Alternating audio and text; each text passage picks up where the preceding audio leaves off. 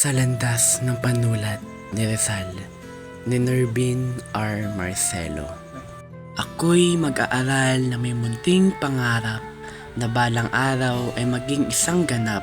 Sa VS Ed Filipino ako'y nakisikap upang sa bayan ko'y maging isang sangkap.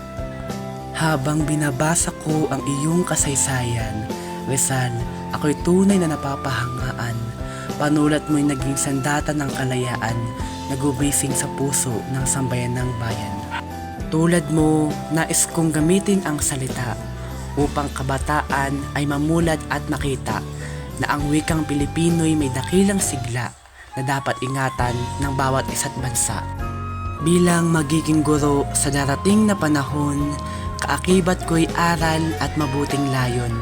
Hindi lamang pag-unlad ng ating nasyon, kundi pagyabong din ng wika sa ngayon. Rizal, ikaw ang apoy ng aking adhikain na maglingkod sa bayan ng buong layunin. Sa munting paraan ay aking gagawin na wikang Pilipino'y lalo pang mahalin.